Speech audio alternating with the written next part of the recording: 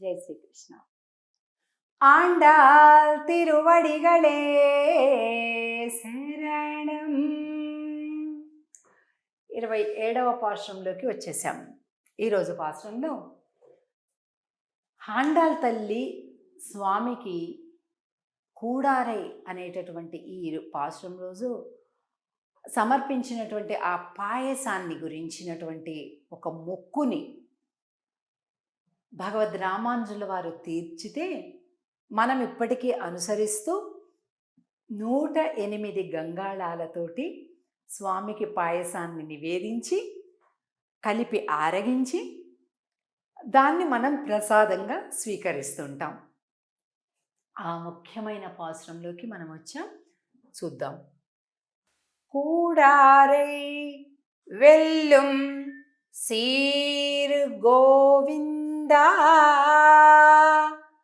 உந்தன்னை பாடிப்பறை கொண்டு யாம் பெரு செம்மானம் நாடு புகழும் பரிசினால் நன்றாக சூடகமே தோள்வளையே தோடே செவிப்பூவே பாடகமே என்றனையா பல்கலனும் யாமணிவோம்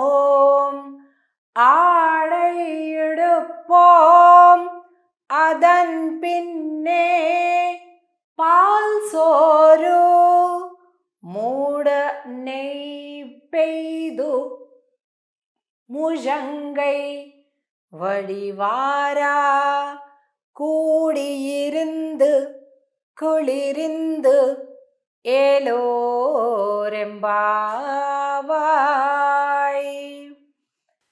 ఈ పాస్టర్ రోజు నివేదించేటటువంటి పాయసం ఏదైతే ఉందో అది చాలా ప్రత్యేకమైనటువంటి ఒక రుచిని కలిగి ఉంటుంది. అది అందరూ కూడా అనుభవించే ఉండొచ్చు. ఎవరైనా ఇంతవరకు చేయకపోతే ఇప్పుడు అది ఆస్వాదించండి.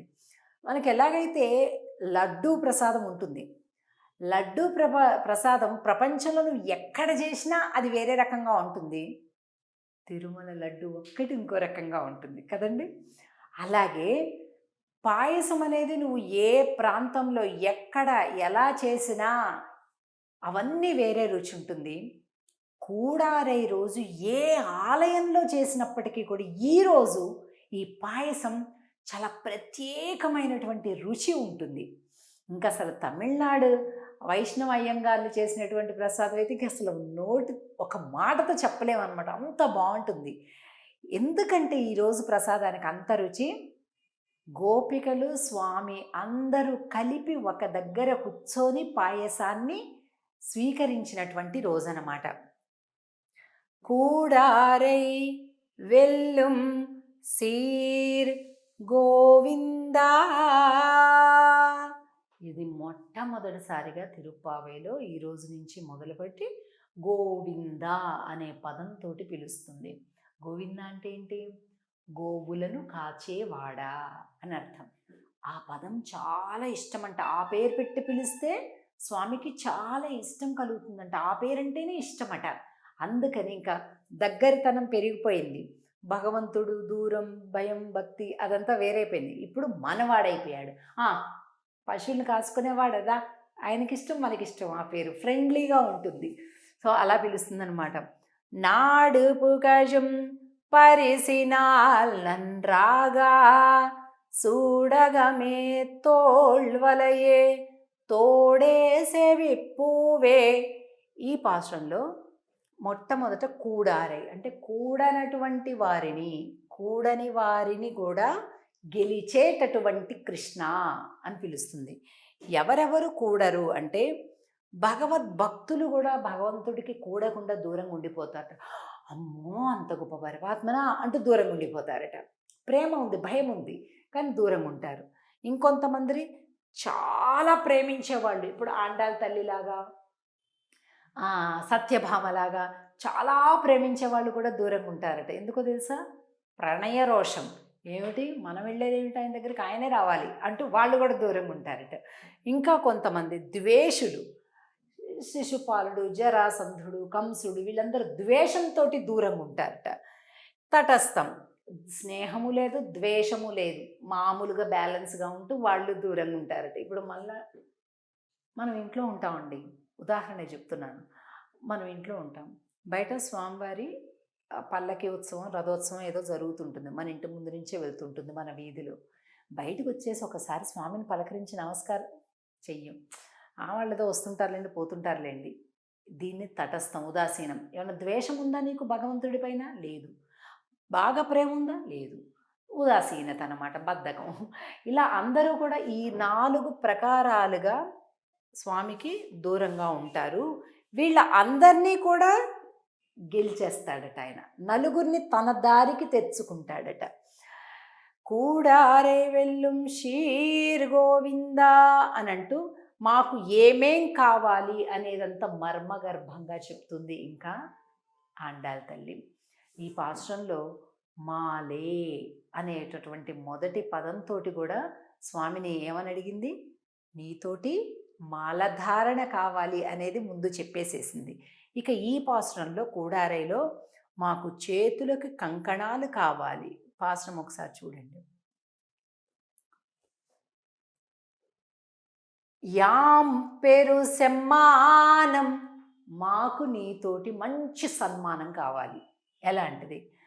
చూడగమే తోళ్వలయే తోడేసే విప్పువే, ఇవన్నీ అనమాట. అదేమో తమిళ భాషలో ఉంది, ఇదేమో తెలుగులో అనమాట. చేతులకి కంకణాలు కావాలి, మాకివ్వు. చేతులకి గాజులు కావాలి, భుజాలకి భుజకీర్తులు, అరవింకీలు కావాలి, చెవులకు సెవి పువ్వే, చెవులకు పెట్టుకునే పువ్వులు ఇలా దిద్దుల్లాగా అవి కావాలి, దిద్దులు కావాలి, కమ్మలు కావాలి, పైన పెట్టుకునేవి కావాలి, కింద పెట్టుకునేవి కావాలి. అలాగే పాదాలకు పెట్టుకునే ఆభరణాలు కావాలి, పట్టు వస్త్రాలు కావాలి. ఇన్ని రకాలుగా మాకు అన్నీ కావాలి అని అన్నది అంటే అర్థం ఏంటంటే, పాదాలకి ఆభరణాలేంటి? స్వామి దగ్గరికి నడవటం. చెవులకి ఆభరణం ఏంటి? మంత్ర ఉపదేశం. చేతులకి ఆభరణాలేంటి? నమస్కారం. భుజములకు ఆభరణాలేమిటి? స్వామి దగ్గరికి పుష్పాలను తీసుకెళ్ళి సమర్పించటం. ఇదే ఆభరణం. మాకు అన్ని సేవలు కావాలి, అన్నీ కావాలి, ఎప్పుడు కావాలి, ఇంకా కావాలి, ఇంకా కావాలి. ఉన్నాడు కదండి ఎదురుగానే పరమాత్మ, కానీ ఇంకా కావాలి. ఇది భక్తి అంటే. మనకి పూజ చేసేదే ఆయన దగ్గర నుంచి ఇంకా కొన్ని వాంటింగ్ లిస్ట్ అడగడానికి మనం ఇలా ఉంటాం. కానీ ఆండాళ్ తల్లి ఎలా ఉంది? పూజ చెయ్యటమే ఆనందం, పూజ చెయ్యటమే వరం కావాలి, చేసే శక్తి, చేసే సమయం కావాలి, మాకు అది అనుగ్రహించు అని అడుగుతుంది. కాబట్టి ఈరోజు పరమాన్నాన్ని స్వామితో కలిపి, ఇదిగోండి ఎంత కమనీయంగా ఉంది ఈ దృశ్యం. గోపికలందరూ చుట్టూ చేరి పాయసాన్ని తీసుకుంటున్నారు. ఎలాగా? తోడే సెవిప్పువే పాడగమే ఎండ్రనయ పల్కలను యామణివం, ఇన్ని ఆభరణాలన్నీ అడుగుతున్నారు. అంటే ఏంటి? స్వామితోటి భోగం. నిండ్రు పాల్ సోర. ఈరోజు పాయసం ఎలా ఉంటుందంట? చేతిలో ఇలా తీసుకోవాలి, స్పూన్స్తో తినకూడదండి ఈరోజు, తప్పనిసరి గుర్తుపెట్టుకోండి. చేతితోటే తీసుకోవాలి. ఇలా ఉంటే పాలు నెయ్యి ఇలా కారిపోవాలట, దాన్ని మళ్ళీ ఇలా నాకాలట. ఈరోజు ప్రసాదం తీసుకునే పద్ధతి అండి, సిగ్గుపడద్దు, ఇలాగే తీసుకోవాలి. ఎందుకంటే ఇగో వీళ్ళందరూ అలాగే తీసుకుంటున్నారు. ఇక్కడ కూడా చూసారా, పాత్రల్లో ఒకళ్ళకొకళ్ళు పంచుకొని ఆనందంగా, అంటే మంచి చిల్ అనమాట. ఇది స్వామితోటి అనుభవించారు ఆండాళ్ గోష్ఠి. అలాంటి ఆనందం పరమాత్మతోటి, పరమాత్మ భక్తులతోటి మనకు కూడా ఉండాలి అని కోరుకుంటూ, జై శ్రీకృష్ణ. ఆండాళ్ తిరువడిగలే శరణం.